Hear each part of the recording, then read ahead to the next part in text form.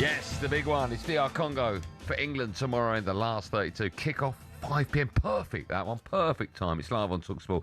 And if England do come through that game in Atlanta, the Three Lions will face, tough game, either Mexico or Ecuador at the Azteca in Mexico City in the early hours. If it's Mexico, well, they've never lost a World Cup game at the Azteca. In fact, they've played 87 games there and have only lost 2 to Costa Rica and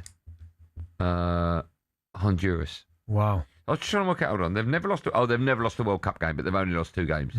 It's the altitude, isn't it? Unbelievable record. Yeah, the altitude. How do you see the game going against DR Congo tomorrow? Pretty much similar to the Ghana game. You'd say where I think they'll sit in, and the Panama game. I think they'll sit in Congo, make it difficult, defend really, really deep. And then as the game goes on, maybe get a bit more adventurous, start to get 1 or 2 more men forward.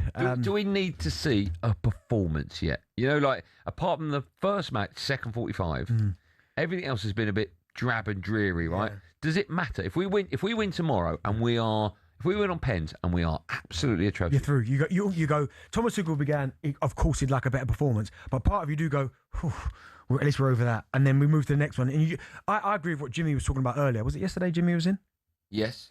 Where I do think England will be better against better opposition, because England have always struggled throughout the course of, certainly as long as I can remember, whenever teams defend deep and there's not a lot of space for the likes of Bellingham to do their stuff, we've always struggled to break teams down. Okay, let me ask you this then, right? And this is I think, a really good analogy. So Arsenal, your team, right? Yeah. They bought in Gyökeres for games where the other teams sit deep and they're difficult to break down. Yeah. Right? They didn't buy Gyökeres for Man United. They bought them for like West Ham's, Fulham's and that. Yes, right, correct. Okay. So do you think there's a case to be had that if we're playing a team like DR Congo, who are difficult to break down, maybe we should bring Ollie Watkins on as well? Maybe start with him as well, because Kane's always going to sit back. Yeah. So we permanently need someone up top in a game like that. But it's a difficult one, because with that situation, Ollie Watkins' biggest strength is his pace, running behind. Well, if a team defends deep, there is no space to run in behind. And yes, he can link play. He's good with his back to goal, but he's not Kane. So I think Kane for that situation is ideal. But for Arsenal and Gyökeres, the problem was Arsenal were creating so many chances against these teams and not taking them. So we just needed someone to finish it off. Yeah. But I think for England, when they come up, and I remember it, I know they lost was it the last, when they got beat by France and Kane missed the penalty? Was that the last World Cup, Qatar? Yeah. England were brilliant in that game against France. Went toe-to-toe, scored a couple of good goals. I still look at Jordan Pickford with that Tchouaméni goal where he gets beat from about 20 yards in the bottom corner, which is a bit of a strange one. But I thought England were brilliant in that game. I think they went toe-to-toe with France. They created so many chances. Obviously, in the end, Giroud scores the winning header. I think a better side who England come up against, where they don't try and park the bus, there are spaces, and it is effectively more of a basketball-type game. I think you'll see England play better. I agree. I'm going to speak to you in a moment about Saka or Madueke, who starts on the right. But first, have a listen to this. It was Noni who was speaking to the media yesterday on the importance of his self-confidence. You have to feel like that. You're a top player. You're here for a reason. You're playing for your country on the biggest stage. You have to have that confidence, that excessive confidence in your ability, because at the end of the day, alongside your teammates on that pitch, it's down to you to deliver. So whatever gets you in that mind frame to be able to do that, I feel like that's good. It's very bizarre. At the last Euros, we had an abundance of talent on the left and the right. Mm-hmm. And it was like, how are we going to take all these? In the end, I think it was Jack Grealish that missed out, all right? Mm-hmm. And it was Foden, it was Palmer, it was Grealish, that these players, Marcus Rashford, were crying out to be included into the squad. Now you look at those key areas, out wide on the left and out on the right, and it's players like Noni and Anthony Gordon that have come under huge amounts of criticism. Are these problem areas for England now, do you think?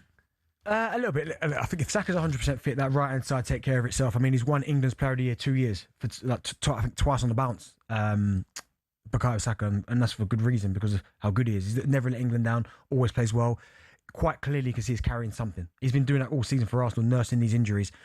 I would start Rashford over Gordon anyway. I just think Rashford's better. I think there's a little bit of unpredictability about Rashford. He can go inside and go outside. He can score a goal, which he showed against Croatia. Lovely finish.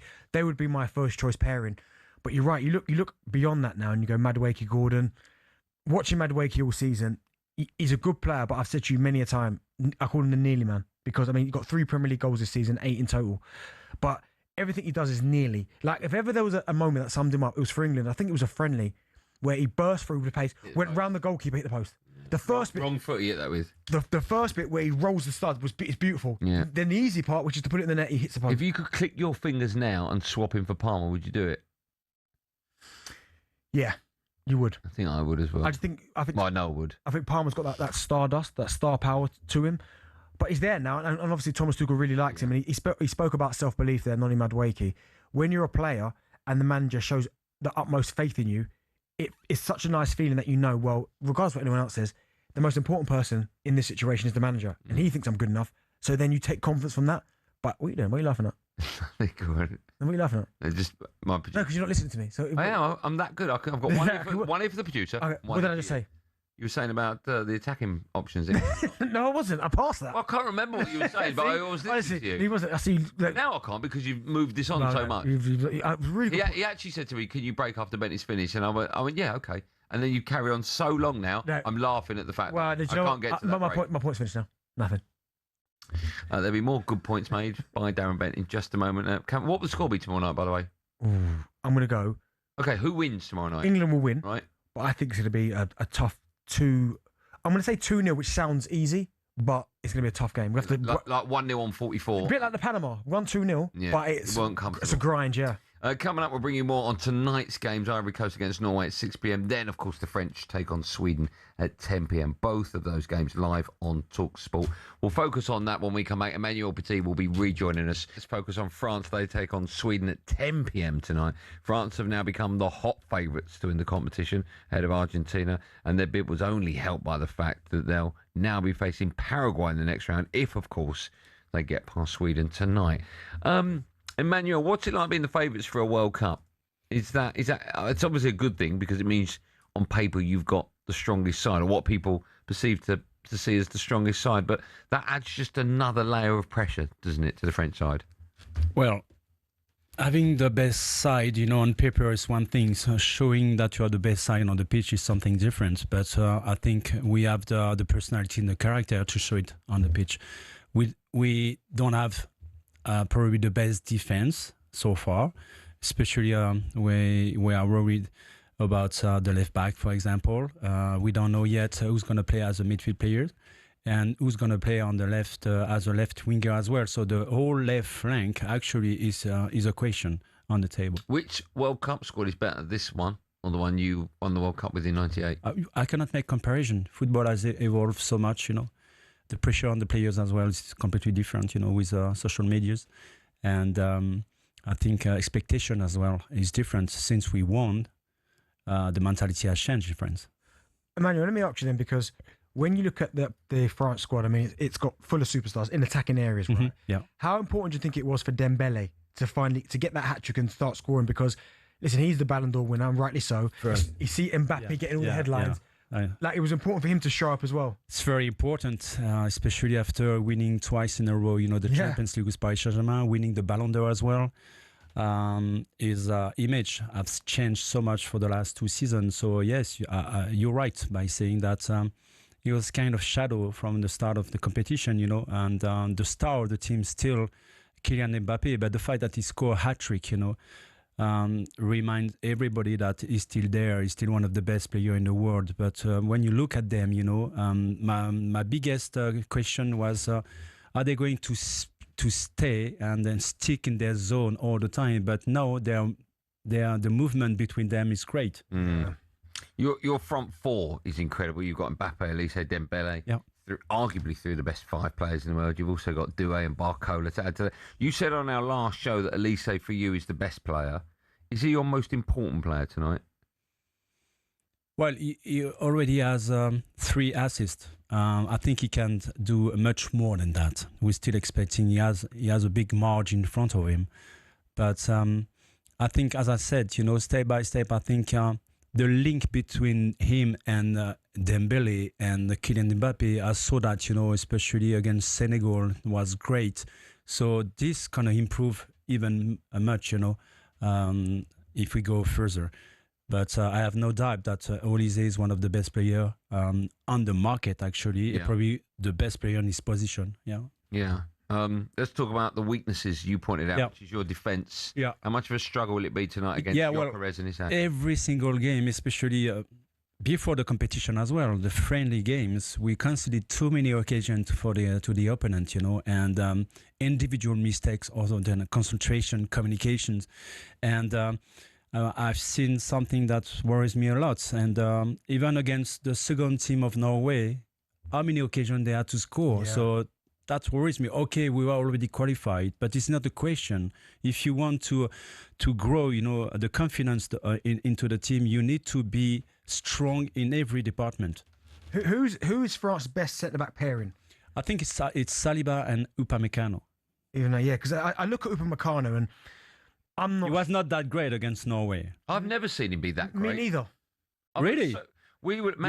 You harsh guy. No. Man United were linked to him, I don't know, 3-4 years ago. And ever since then, I've always sort of kept an eye out whenever he's been playing like Champions League football. I've never, ever left the team and gone, he's a player we should get. No, I mean, when he played for the national teams, I think he have shown great composure, and strong personality as well as a central defender. And I think the best partnership is him and Saliba, definitely. Konate was not that far away, the first choice, but for any reason, he lost the confidence from the manager, and as well, he had quite a poor season with Liverpool. I'll ask you about Didier Deschamps as well, the manager, because he's been in charge of France for such a long time, and at international level or any level of management. The best manager ever in football, the French football history. Do you think so? Because yes. No one takes charge for this long. I mean, he's won a World Cup as a player and a manager. If you know the French football history from what happened during the 2010 World Cup in South Africa with the strike in the bus, do you remember that? Great it was Netflix documentary. Shame, international shame. Yeah. Afterwards, we lost against Germany in Brazil in 2014.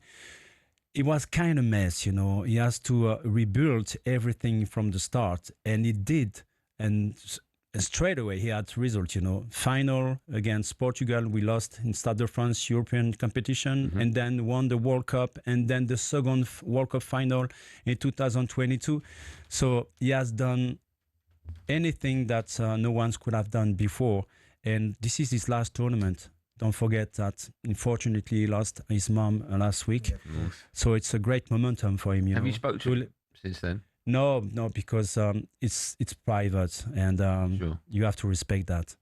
But it's his last tournament. He looks more relaxed, in this competition that he was before. And the fact that everything that happened around him, and the fact it's his last tournament, you can see the link between the players and him. We saw that last week, for example, with Kylian Mbappe. Taking responsibility into the communication and saying that don't worry, Gaffer, we all love you and we all behind you. We will try everything we can, So this is something for me important. Sometimes you need extra X factor, extra motivation. Unfortunately, it's because of the death of his mom, but I think that could play something important. Do you expect this to be his last job then? Or do you expect him... No, I think he will probably join the club afterwards. Okay, nice. I don't see him, retiring, from management. It's How old impossible. is he? Is he your age? He's, I think he's 2-3 years older than me. So he's like just below 70, yeah? I'm almost 56. Oh, you really? Yeah. You're 56 here? Yeah. Bentley had you down at 60. No, I didn't. How old are you? Go on here. 41. You're kidding me. No, you thought I was younger. 41. No, Yeah. he's You not. impressed with that? He's not. No. Impressed with that? You should go to sport more often. Why? Because Too dangerous, Emmanuel. I'll get sport hurt. fight against age. I play sport. I play a lot of sport. Play golf. Right? Walking about 5-6 hours. Someone carrying my clubs. Lovely. Okay. Stop drinking. Well, that's a different story.